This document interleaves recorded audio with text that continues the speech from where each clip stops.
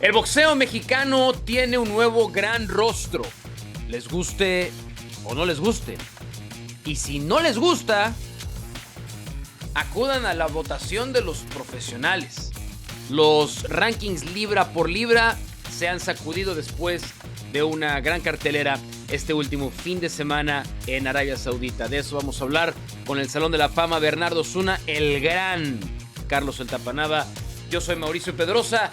Bienvenidos, señores. Habíamos platicado la semana pasada de lo que esperábamos ver de esta gran cartelera estelarizada por David Benavides, por Devin Haney y por Bam Rodríguez. Y yo quiero que comencemos con David Benavides, porque a Benavides le exigimos ganar y le exigimos también convencer.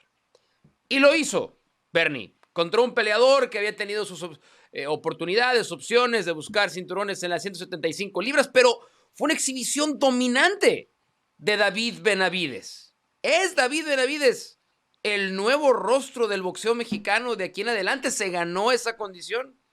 Yo creo que sí, porque es lo que viene, ¿no? Y lo que viene para él, aparte esa pelea unificada, bueno, buscar el título unificado de los pesos cruceros inmediatamente el próximo fin de semana, el 5 de mayo, en contra de Gilberto el Zurdo Ramírez, le da el potencial de convertirse en campeón mundial en una tercera división y ya dará ese golpe de autoridad de decir, el 5 de mayo, el 16 de septiembre, de aquí en adelante es mío. Entonces, por eso lo que hizo finalmente en su tercera actuación en 175 libras, ganar por la vía rápida en contra de Anthony Yarde, que solamente había perdido en contra de Kovalev y Beterbiev por nocaut anteriormente. Eran 3 derrotas, pero Lyndon Arthur pues no fue por nocaut, pero eso es lo que vimos, el regreso del monstruo mexicano, porque nos había quedado debiendo un poco en contra de Alexander Bostic, un veterano que había regresado del retiro, pero que es un muy buen boxeador,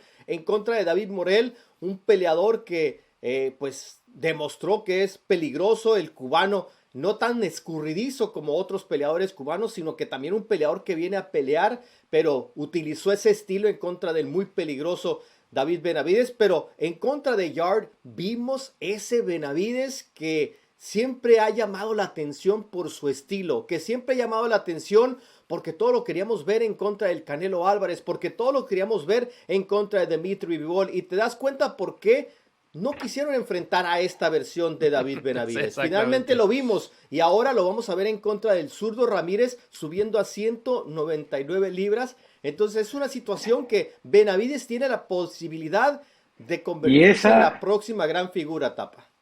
sí, y esa es precisamente la razón por la que se ha convertido en el rostro del boxeo mexicano. Ya dejemos lo que viene para él. Lo que le vimos el sábado pasado, una máquina de tirar golpes, se veía mucho más rápido incluso que cuando peleó contra David Morrell, por más que Morrell se haya movido, la velocidad de puños, las combinaciones, quizá tendrá que mejorar un poco su defensa, pero estoy completamente Siempre. convencido que no le preocupó cuando vio que estaba destrozando por completo a Yardell, por un lado, y por otro lado, ver la agresividad que mantiene, el ritmo de pelea que puede mantener tirando o no tirando.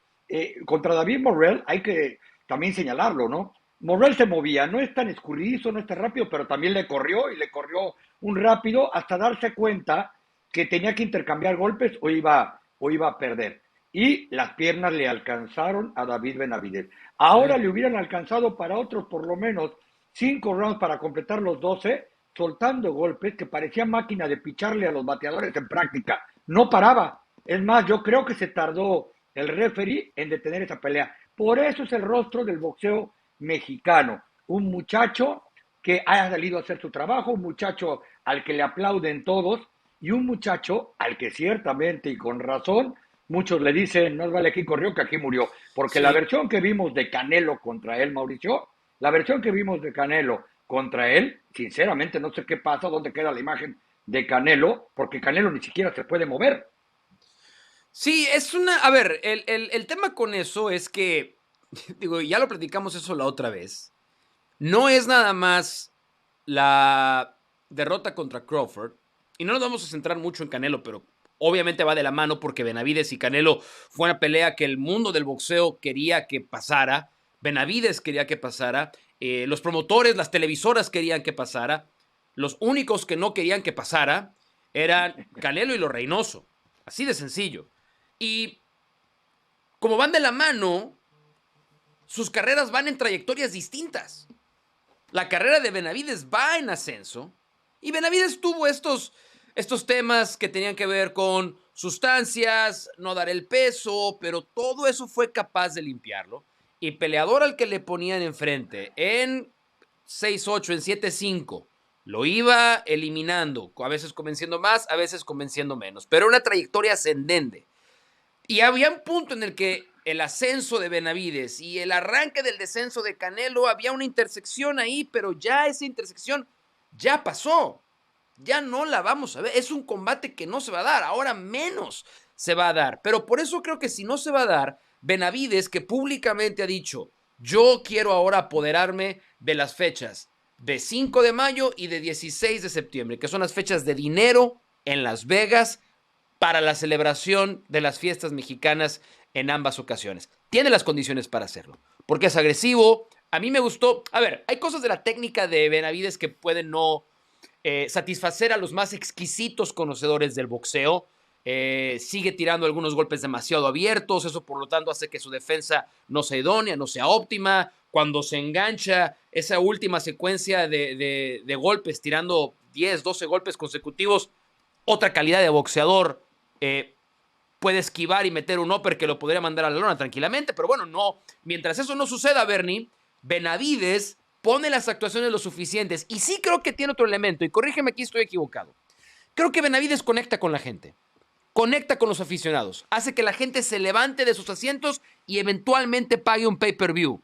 Eso es lo que hace que Benavides hoy, el monstruo mexicano, nacido en Phoenix, pero de padres mexicanos y se identifica como mexicano, reúna las condiciones para ser taquillero en las fechas que le importan al boxeo mexicano.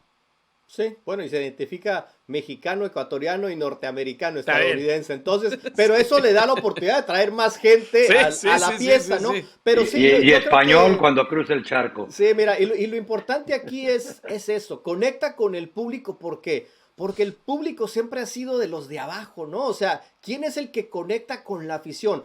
Aquel que se siente marginado, porque el boxeo lo ha marginado al máximo nivel. El Canelo nunca le quiso dar la oportunidad. Ahora sabemos por qué. Bivol, cuando estaba campeón indiscutido, nuevamente eligió, y tiene razón, el negocio y la técnica de boxeo de Beterbiev y Bivol se dan para grandes combates. Ahí quizá no sea esquivarlo, sino buscar el mejor negocio por el momento. Pero eso es una pelea que se puede dar a futuro. Benavides en contra del ganador de Bivol y Beterbiev. Pero eso es lo que le llama la atención a la gente, ¿no? ¿Y qué es lo que te gusta? Levantarte de la butaca cuando un peleador es ofensivo, cuando un peleador va y se la rifa, cuando un peleador arriesga. ¿Por qué nos gusta un peleador como Naoya Inoue? ¿Por qué nos gusta un peleador como Terence Crawford? ¿Por qué? Porque son peleadores de acción. Y es lo que hoy escasea en el boxeo, porque todos quieren ser el próximo Floyd Mayweather. Todos quieren pegar sin que te peguen. Todos quieren ganar millones sin arriesgar en contra de verdaderos rivales. Y rivales es lo que le ha faltado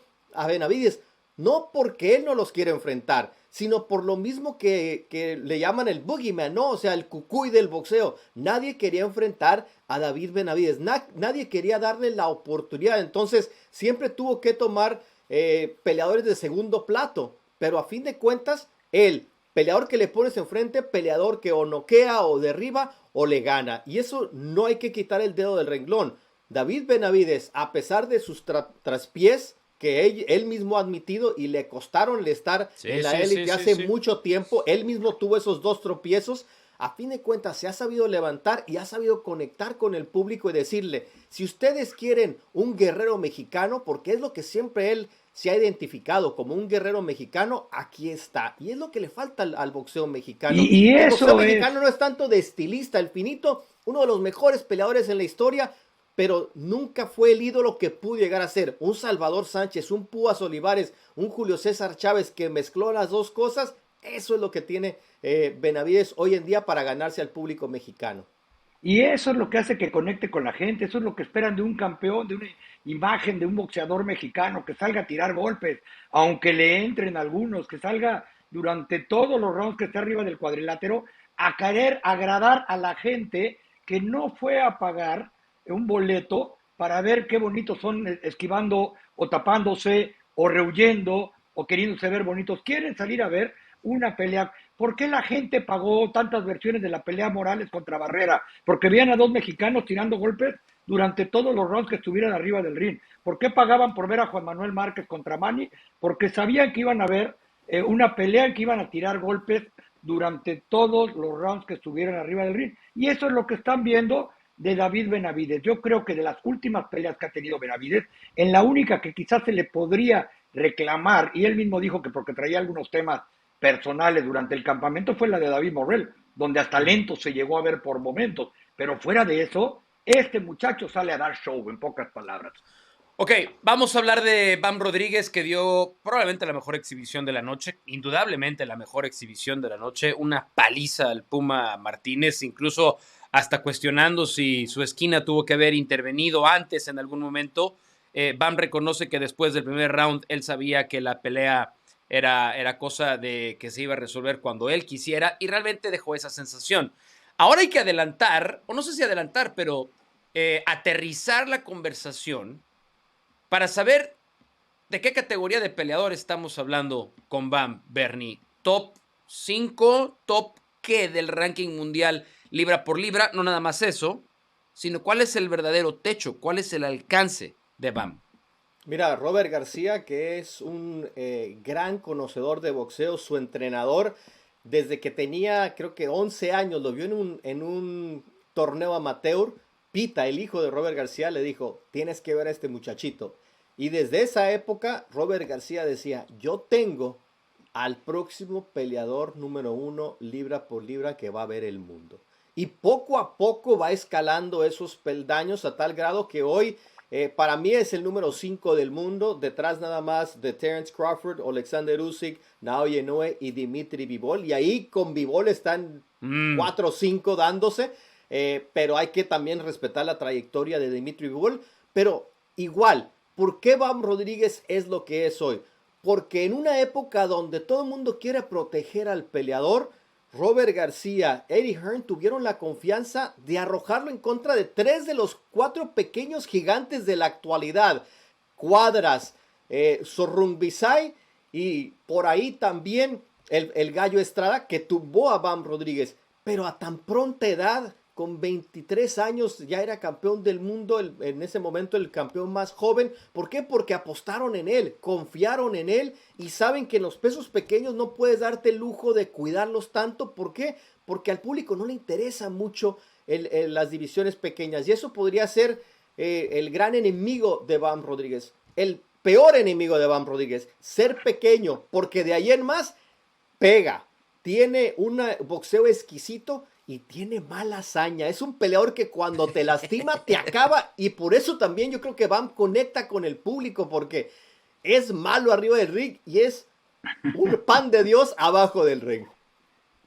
No, y además hay que decir, tiene una inteligencia arriba del ring para saber precisamente cómo aplicar esta hazaña, cómo terminar a un boxeador, cómo incluso medio llevarlo durante algún momento para castigarlo. Sí, Él sí, mismo sí, lo sí, dijo sí. después de la pelea contra el Sí, Puma sí, sí. Martínez. Dice, probablemente pude haber acabado con él en 2, 3 rounds, pero quería que el mundo viera el boxeo que tengo porque quiero ser un campeón unificado y que me empiecen a tomar más en serio rumbo a las clasificaciones libra por libra, por un lado, y eso que dice que estuvo distraído porque es la primera vez que en un campamento no estaba su novia con él, peor aún, porque el miércoles anterior a subirse al cuadrilátero nació su bebé y él por teléfono les dijo suerte porque tengo que trabajar, ahí nos vemos el lunes. Hay un escenario, lo platicamos fuera del aire y sé que está difícil, pero me gustaría que lo profundizaras, Bernie. Hay obviamente todavía un salto de divisiones ahí, pero estamos hablando de peleadores de categorías inferiores en cuanto a peso, obviamente, y siempre insistimos que para eso existen las divisiones en el boxeo. Pero hay un escenario en los próximos años donde podamos enfrentar a Bam Rodríguez contra Naoya Inoue. Es complicado, ¿no? Naoya Inoue está a punto de subir a 126 libras después de buscar en las 122 libras el último combate del año en contra de David Alan Picasso. ¿Por qué? Porque está un mega combate, quizá el combate más importante en la historia del boxeo japonés en contra de Nakatani, Junto Nakatani, que es un noqueador zurdo también espectacular que hemos visto crecer a través de las pantallas de Top Rank en ESPN. Y esa es la pelea que a él le interesa. Pero a él no le desagrada volver a bajar a 122 libras porque sabe que en 126 va a otorgar muchas desventajas. Entonces, no me sorprendería que quizá a finales del 2026 o principios del 2027 podríamos ver a Jesse Bam Rodríguez ascender a 122 libras. Primero lo que quiere es enfrentar al ganador del título de la FIB entre Wilibaldo García y Kenshiro Teraji el 27 de diciembre, que se va a disputar ahí en Riyadh. Unificar los 4 cinturones porque es importante para Bam ser campeón mundial indiscutido. Y después, sí, es una pelea que Robert García anhela y sueña porque sabe que ese combate no decepciona. O sea, Bam Rodríguez, Naoya Inoue, 2 peleadores de boxeo exquisito, 2 pegadores, 2 boxeadores a los que les gusta arriesgar y dar espectáculo. La verdad sería una pelea digna de los grandes combates y no me sorprendería que se llevase a cabo en Japón, porque allá sí respetan, sí admiran y sí quieren a los boxeadores pequeños. Y es una pelea que para mí sería de lo más grande que se ha visto en los últimos tiempos, quizá desde la trilogía de Barrera Morales en los pesos pequeños. Bueno, No, y el lo propio último que Bam, queríamos ¿no? probar... Sí, Tapa, dale. Perdón, el propio Bam al final de la pelea dijo que ya veía complicado ir con Inoue, que él sabe que tendría que ser en Japón, pero que tendrían que ver, por lo menos en el corto plazo, él lo descartó, pero que tendrían que ver a futuro cómo andaba él también y cómo se sentía en un peso superior, pero que ahorita está concentrado totalmente en unificar todos los campeonatos. ¿Ya los convenció Devin Haney? Campeón en 3 categorías. Siempre la pregunta y el asterisco era, pues no es un boxeador que nos entretenga, ni mucho menos. ¿Nos entretuvo un poco más, Bernie, para cerrar con esto? Mira, yo creo que el knockdown que llegó en ese segundo episodio fue una sorpresa. Sí. Y eso cambió completamente la tónica del combate. Sabemos de lo defensivo que llega a ser Devin Haney. Conectó 70 golpes, misma cifra que conectó en su último triunfo también en contra de José Ramírez, que ya esta etapa de José Ramírez no es lo mismo. Pero no entretiene al 100%, pero la caída como que salvó la pelea. Lo mismo pasó con Regis Prograis y después se subió en la bicicleta. No se subió en la bicicleta en este combate, pero fue muy cauteloso. Respetó mucho la pegada de Brian Norman Jr., lo manejó durante los 12 rounds y creo que lo de Brian Norman Jr. no despertó por allá hasta el 7º, 8º round de esa caída. Entonces no pudo hacer pelea hasta la recta final y eso te habla de que Devin Haney es un peleador muy al estilo de su ídolo Floyd Mayweather Jr., ¿no? Un peleador que tiene pegada lo suficiente como para que lo respetes, pero no tiene ese ímpetu de ir y arriesgar. Pero aún así, para mí también entra en los mejores 10 del mundo libra por libra, porque si hemos visto sus últimos combates, Ryan García, esa pelea donde tuvo el tema del dopaje, donde cayó 3 veces, Haney, sí. Y se pudo reponer. Eso también hay que darle crédito porque no es un peleador temeroso después de esas 3 caídas Devin Haney. Es un peleador que sabe cómo utilizar sus talentos. Regis Prograis, Vasily Lomachenko y George Kambosos 2 veces. Por eso para mí entra en el top 10 libra por libra Devin Haney. No el más espectacular, pero sí es un peleador con muchísimo talento y hay que respetar el que él sabe utilizar su estilo boxístico para ganar. Y para la gran mayoría de los que hacen clasificaciones libra por libra, está como en el top 10 y el que ya no está es Saúl Canelo Álvarez. Y el que sí despertó por ahí probablemente de la primera pelea fue Turkish, que seguramente se estaba preguntando, ah caray, y yo pagando más caro para traer a otros cuando hoy me dieron el espectáculo de mi vida. Bueno. Si se preguntaban eso, ese propio Ring Magazine, propiedad ahora de Turki Al-Sheikh, que presentó sus más recientes rankings top 10 libra por libra del mundo. Crawford, Usyk, Inoue, ellos tienen en 4º lugar a Bam Rodríguez, Bivol en 5º, como decía Bernie, hay argumentos para los dos lados. Beterbiev, Nakatani, Shakur, David Benavides, Devin Haney. Y por primera vez en 10 años, desde el doping positivo por clenbuterol, menos de 10 años, son 7 años, estaba haciendo yo un Peña Nieto. Canelo Álvarez no está en el top 10 libra por libra, y no pasa nada. Y esas son malas noticias para el boxeo mexicano. Pero se dice y no pasa absolutamente nada. Pero eso que dice el Tapa es muy interesante, porque a lo mejor abrió los ojos el hombre del dinero y dice, ¿estaré poniendo mi dinero en el lugar equivocado? Quedan todavía 2 peleas, ¿no? Del contrato que tiene firmado Canelo Álvarez con Turki Al-Sheikh. Se está recuperando de una operación y tendrá una última oportunidad para recuperar ese cetro que él seguramente cree nunca ha dejado de tener. Oye, pero rapidito, también es culpa del boxeo en sí y del aficionado del boxeo, porque lo platicábamos también. Canelo y Crawford acaban de llenar el estadio de los Raiders. Esta cartelera en Las Vegas no hubiese llenado por más calidad que tenía. O sea, tenías a David Benavides, el futuro del boxeo mexicano. Le cueste quien le cueste. Bam Rodríguez, que es un mexicoamericano, un tejano que tiene todo para ser una superestrella y lo es en ascenso. Tenías también a Devin Haney y Brian Norman Jr., una división en peso welter que es espectacular y siempre ha sido muy llamativa para el norteamericano, para el mexicano, para todo el mundo. ¿Por qué? Porque es una división con potencia, con velocidad, con todo lo que quieres ver. Y luego vimos también a Abdullah Mason, el futuro de la división de los pesos ligeros, que ganó su primer cinturón a los 21 años de edad. Pero esa es una gran cartelera, quizá la mejor cartelera que hemos visto en todo el año. La pelea del año por ahí, quizás Sam Noakes en contra de Abdullah Mason por la gran calidad técnica, la entrega, el intercambio de golpes. Y a fin de cuentas no hubiese llenado, quizá la T-Mobile Arena ahí hubiera estado más o menos.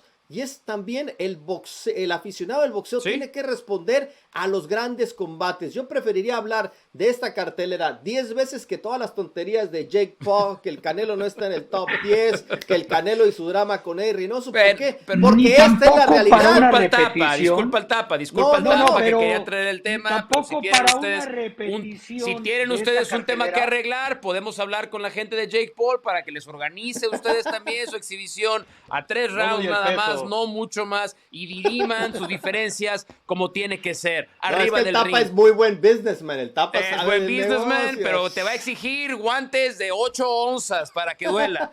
Guantes de 8 onzas para que duela. Y Xochimilco. Bueno, ahí la vamos a dejar por ahora. Es el Salón de la Fama, Bernardo Osuna, el gran Carlos el Tapa Nava. Yo soy Carlos Mauricio Pedrosa, el Ajolote Nava. El Ajolote Nava. Nos escuchamos la próxima semana.